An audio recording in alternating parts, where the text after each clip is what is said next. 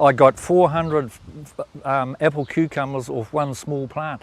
When I put it in the ground, within two months, I was averaging 24 apple cucumbers every 2 days off one plant. And there's no way, even my neighbours couldn't believe it. They were still fruiting 2 months when they should have been dug out and dead. And it's unbelievable what I've got out of that one plant. Even people around the area here couldn't believe it. They'd come up and I said, well, I'm not having yours on, come and have a look for yourselves. And they were growing all over onto the lawn everywhere. The beauty about it, it's so easy to put on. I mean, you just mix it with I just have a watering can, 7 litres, and I put in about 50 mils in the 7 litres, and then just go around and water it on the plants. And it obviously benefits the leaf to start with, and then it'll start benefiting the roots as the leaves can produce more sugar with the chlorophyll. My neighbour, she said, I don't know what you're doing to those apple cucumbers, Ferg, but they've just gone berserk. It's unreal. It really is. Well, yeah, I let it slip at the end of the competition about the Nitrosol for the biggest prize, so everybody's twigged onto it. So I don't know how many are using it, but that's up to them. But I know I'm using it, and it works for my potato, so it's getting it again. The results are incredible. What I've seen and shown Grant, everything's so green and bright and big.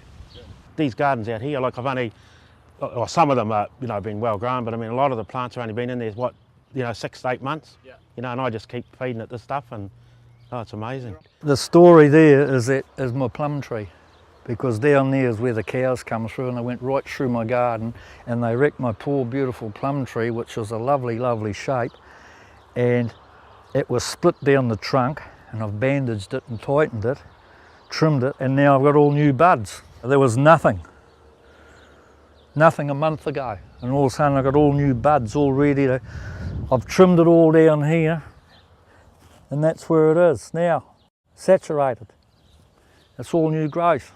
There's plums on here now. You can see them. So that's saved it. The nectarine, the same. Fruit on it already. It's only a baby tree.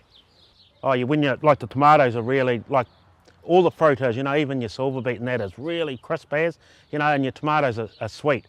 Like we can't even eat tomatoes, once the winter's here, because you buy them from, the supermarket and that, they're bloody horrible, The old flavours, there's just nothing there. Yeah.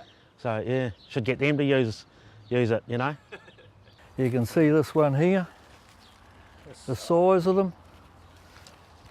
And we give them away to a restaurant for their fish meals and that, and they just, the sweetness, there's just something in the fruit itself, because it's not being force-fed by sprays and stuff. Yeah.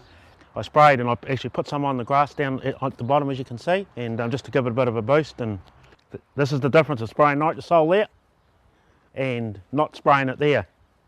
Since I've switched to it, it is just my business has grown in the quality of blooms, and also in the volume of production, which I am aiming for.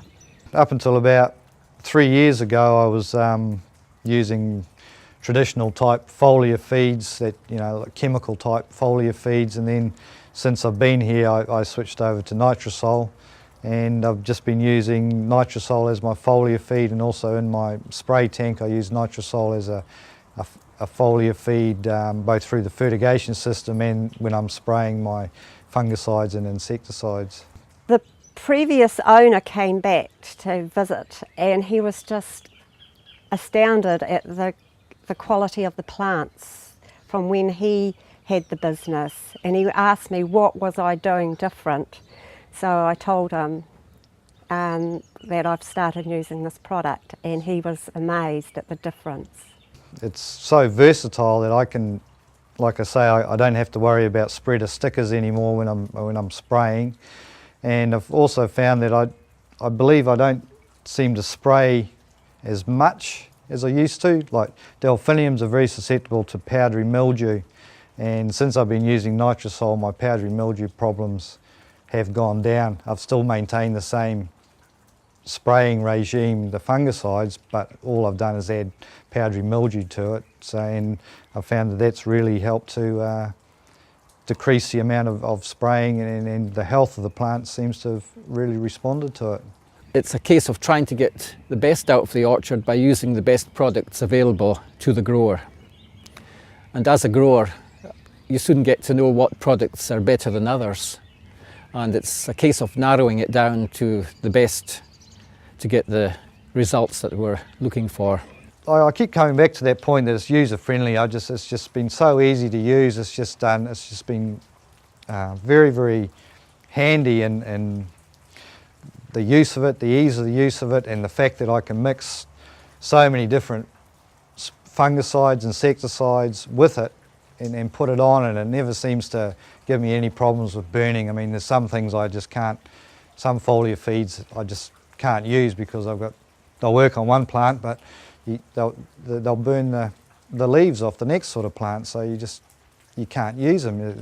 You need something that you can put in your tank and drive off down the road and then spray for 6 hours and know that you've covered your 2 hectares and you're not going to have any problems. I've found that the stems have grown so much taller, and of course that's what I want, the optimum price. Everything just seems to be working at the same time. Maybe it's a balance of the product, but everything just seems to sort of gel at once. It's a gradual sort of incremental sort of changes that you notice. You suddenly, after 12 months you go through your books and you see that your costs of your fungicides have gone down compared to what was in the previous regime, and then you start thinking, well, what have I done different? Well, the only thing I'm doing different is using this product.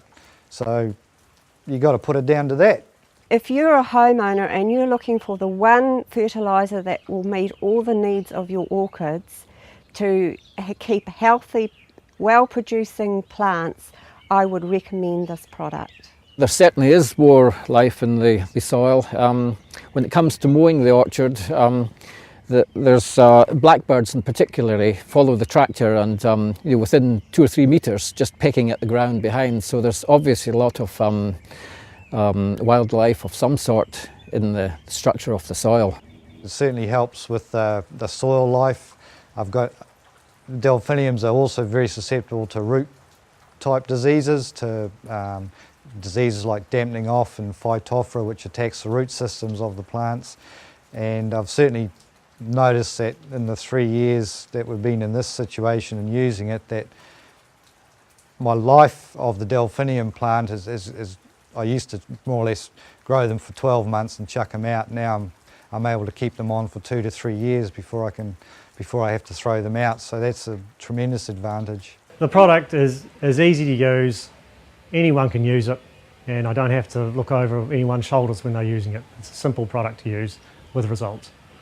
It's not a highly expensive product to use for a start, and the fact that it's a safe and easy product to work with, to mix and blend with other products, it's a very fine product to work with. These delphiniums, they have a reputation of not being a long-lasting product. Their vase life is counted in days as opposed to weeks. Now I'm able to ship these delphiniums to places, well at the moment it's Taiwan and Hong Kong, but we've also sent them to Japan, we've also sent them to the US of A, and they'll spend between 5 to 7 days sitting in a carton with no water, nothing, until they actually sort of reach their end destination and get put in a florist shop in the States or in Japan somewhere. And the reports back that we're getting is that they have 2 weeks of vase life after they've been in those cartons for 5 to 7 days. Basically, purely from a point of view that this product I would recommend because it's easy to use and you get the results. And it's natural. With kiwi fruit vines, they can be easily stressed. They can be stressed by producing too much fruit and not enough leaf to support it. And one of the ways of making sure that that plant isn't stressed is to make sure that these leaves are well fed and nurtured. And again, this product, this is where it comes into its own, because growers are trying to crop heavily these days in order to make the orchard pay for itself. And it does throw a lot of stress onto the vines. People do comment on the intensity of the flower colour that we get, so that's a good thing. The market seems to like the product that we're producing using it. We supply a market where the knowledge of the growers is not great, so we have to supply a good plant, and we can do that with the product, applying it as our fertiliser source. And we get a nice lush plant because we can apply it a bit more often, we can grow it quickly, we have a smaller cell size, a smaller plant size we sell, and it's a good product. We sell a good product.